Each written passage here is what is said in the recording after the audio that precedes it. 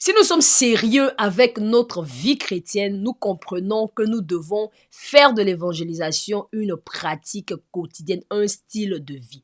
Mais pour cela, il est important pour nous également d'établir une discipline de vie, une rigueur de vie. Dans cette vidéo, je te propose de parler donc du style de vie ou de mode de vie de l'évangéliste.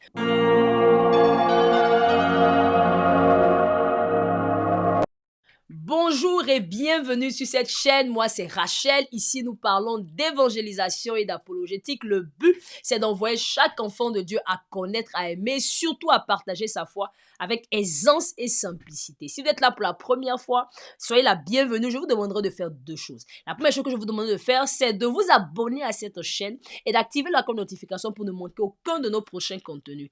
Et la deuxième des choses, donc, c'est seulement pour vous de vous procurer ce e-book que je vais écrire qui s'intitule Prêt à parler de Jésus, réponse à 10 questions essentielles pour la foi chrétienne. Pour vous le procurer, c'est tout simple. Il vous suffit de cliquer dans le lien qui se trouve dans la barre de description afin de le recevoir dans votre boîte mail. Que le Seigneur vous bénisse abondamment. Alors, sans plus tarder, nous allons rentrer dans le vif de notre sujet. Je disais tantôt qu'en tant qu'enfant de Dieu, nous avons besoin d'évangile. Ça, nous le savons. D'ailleurs, cette chaîne est là pour ça. Aujourd'hui, je voudrais que nous parlions essentiellement du mode de vie, la discipline de l'évangile, de ce qu'il doit faire au quotidien, de comment il doit vivre sa vie au quotidien, afin justement d'être efficace dans l'accomplissement ou bien dans le partage de sa foi ou simplement dans ses efforts d'évangélisation.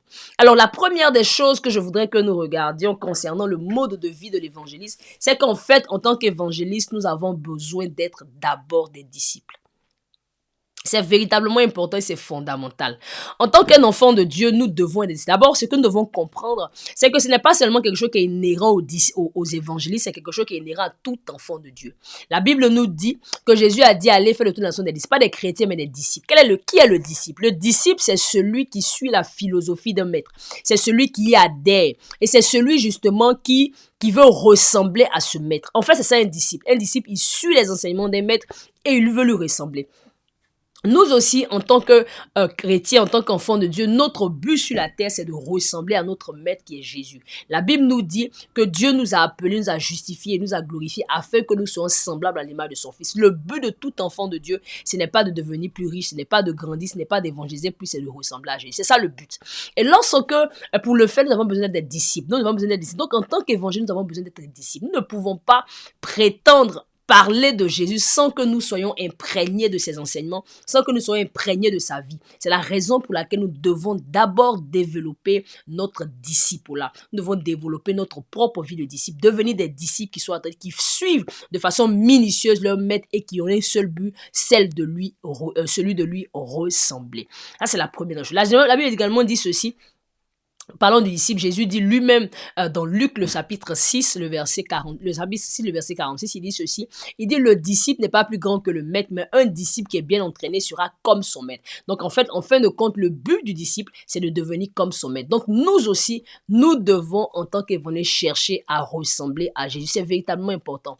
Pourquoi c'est important? Parce que lorsque nous lui ressemblons, lorsque nous allons évangéliser, notre attitude, Jésus même va se dégager de nous de sorte qu'au-delà de nos paroles, tout en nous, justement, montre sa gloire et tout en nous, justement, élève son nom au point que les hommes ne peuvent que, justement, faire quoi? Le chercher et servir à chercher, justement, à se consacrer à lui. La deuxième des choses, justement, qui est importante que nous devons développer en tant qu'évangéliste, c'est la piété. Oui, la piété découle étroitement justement de cette notion de disciple. Nous devons comprendre que c'est quoi la piété. La Bible nous dit ceci, que la Bible nous dit l'exercice corporel est utile à peu de choses, pendant que la piété est utile à tout. C'est véritablement important. Nous devons comprendre que la piété est quelque chose d'important. C'est quoi la piété de façon concrète?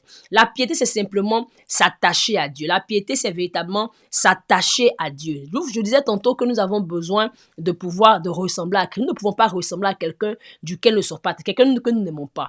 La piété nous permet justement de nous attacher à Dieu, de l'aimer véritablement et de pouvoir le servir. La piété est véritablement très très importante dans la vie de tout enfant de Dieu et nous avons besoin en tant que disciples, en tant qu'évangélistes de pouvoir poursuivre la piété parce qu'elle est utile à toute chose. C'est véritablement important. La troisième des choses que nous devons faire en tant qu'évangélistes, c'est de faire quoi? C'est d'être des personnes qui soient qui soit versé dans les Écritures.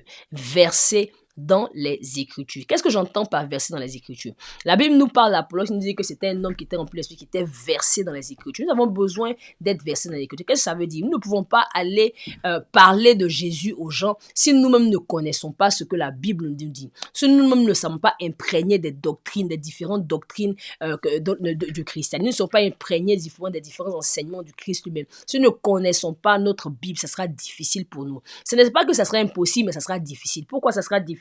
Parce que nous allons rencontrer des personnes dehors qui vont justement nous dire toutes sortes de choses, qui vont sortir des versets de la Bible de leur contexte. En fait, dehors, c'est la jungle. Et si nous ne sommes pas préparés à comprendre, si nous ne sommes pas préparés à cela, que nous ne connaissons pas réellement le contenu du livre que nous sommes censés promouvoir, alors cela sera difficile pour nous justement de pouvoir évangéliser. C'est la raison pour laquelle nous devons être des étudiants avides de la parole. Nous devons être versés dans l'Écriture, nous devons la lire, nous devons l'étudier, nous devons la méditer. La lire justement pour nous familiariser avec elle, nous devons l'étudier pour la connaître et la comprendre, et nous devons la méditer pour l'appliquer, parce que c'est véritablement important. Et c'est toutes ces choses-là réunies qui nous permettront d'être de meilleurs évangélistes, d'être des églises un peu plus efficaces. La parole de Dieu est le socle. Dieu a dit à son serviteur Josué que ce livre de la loi ne s'éloigne point de ta bouche, médite le jour et nuit pour agir fidèlement selon ce qui est écrit. Donc bien évidemment, il est impérieux pour nous aussi en tant que disciples de pouvoir être quoi? Des gens qui soient versés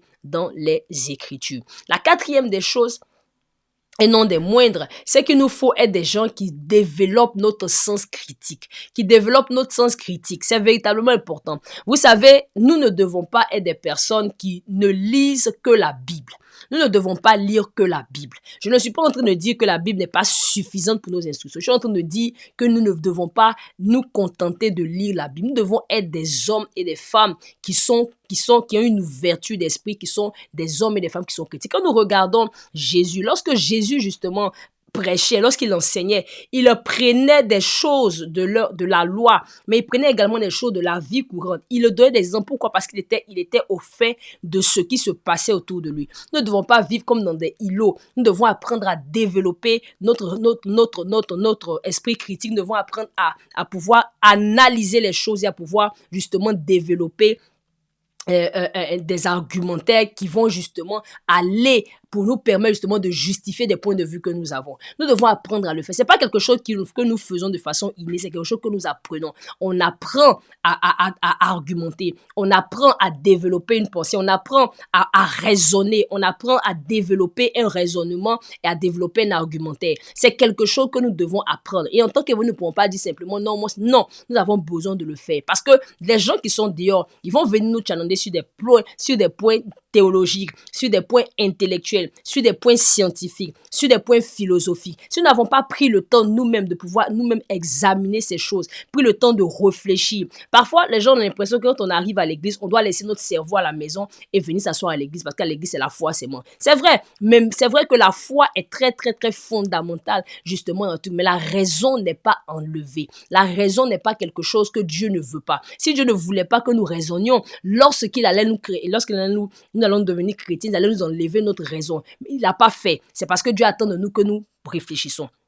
La Bible dit, c'est Paul qui le dit à son fils Timothée, il dit réfléchis bien à ce que je te dis, Dieu te donnera de comprendre. Donc en réalité, ce qu'il est en train de nous dire, c'est qu'en tant qu'enfant de Dieu, nous avons besoin de développer de la réflexion, nous avons besoin d'apprendre à réfléchir plus fréquemment, réfléchir sur des thématiques, réfléchir sur des choses que nous pouvons rencontrer dans la société, afin de pouvoir, à la lumière de la parole, développer un argument, développer une pensée que nous pouvons soutenir. C'est véritablement important de pouvoir le faire. Et la cinquième des choses qui n'est pas des moindres, c'est certainement cette chose-là. Je vais faire une autre vidéo dans peu de temps où je vais développer de façon plus approfondie ce que c'est. Mais la cinquième des choses, c'est véritablement de pouvoir développer son intelligence émotionnelle. Son intelligence émotionnelle, c'est véritablement important. L'intelligence émotionnelle, c'est quoi? L'intelligence émotionnelle, c'est simplement notre capacité à reconnaître nos propres émotions, également les émotions des autres, et à pouvoir travailler ou à pouvoir réagir en fonction, ou à pouvoir réagir de façon adéquate selon les situations dans lesquelles nous sommes. C'est véritablement important. La Bible nous dit ceci que les fils d'Issachar ils avaient l'intelligence des temps. C'est véritablement important, nous aussi, en tant qu'enfants de Dieu, nous devons développer notre intelligence émotionnelle afin de pouvoir reconnaître les temps. Nous devons, lorsque nous parlons avec les gens, nous devons reconnaître les choses. Nous devons être capables de pouvoir discerner les émotions. Nous devons être capables de pouvoir discerner les attitudes, de pouvoir discerner même notre attitude, notre langage corporel, afin de pouvoir savoir quoi dire, quoi ne pas dire, afin de pouvoir savoir si nous devons aller de l'avant ou ne pas aller, se taire ou parler. En fait, tout cela nous permet justement de pouvoir être de meilleurs communicateurs. C'est véritablement important. Nous ne devons pas seulement avoir un grand coefficient intellectuel, mais nous devons essayer également à chercher à avoir un grand coefficient émotionnel. C'est véritablement important. Donc, nous, en tant qu'enfants de Dieu, nous devons, comme je l'ai dit tantôt, c'est pareil avec justement, comme on appelle ça, développer notre esprit critique. Nous devons également développer notre intelligence émotionnelle. Nous devons apprendre à reconnaître nos émotions, apprendre à reconnaître quand est-ce que je suis, quels sont les stimuli justement qui m'envoient, qui me permet de pouvoir être sur mon qui-vive, m'énerver ou bien être. En fait, nous devons apprendre à nous connaître nous-mêmes.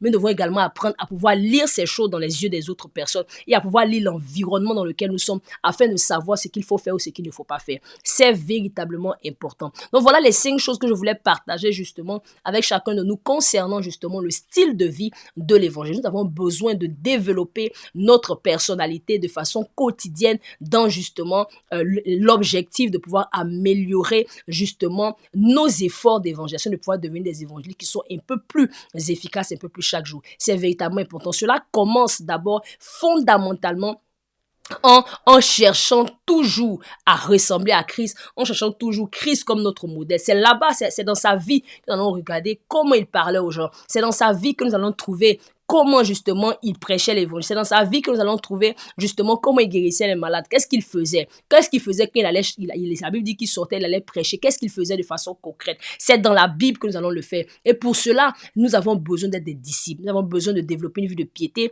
Nous avons besoin de développer une vie constante de paroles, de prières et toutes ces choses. Et c'est véritablement important. Voilà véritablement que le Seigneur te bénisse. Si tu as aimé cette vidéo, je veux t'encourager simplement à lui laisser un like afin justement de démontrer que tu l'as aimé, ou à nous laisser un commentaire tout simplement et nous se ferons un plaisir, pourquoi pas, de te répondre. Que le Seigneur te bénisse abondamment. Je te dis à très très bientôt.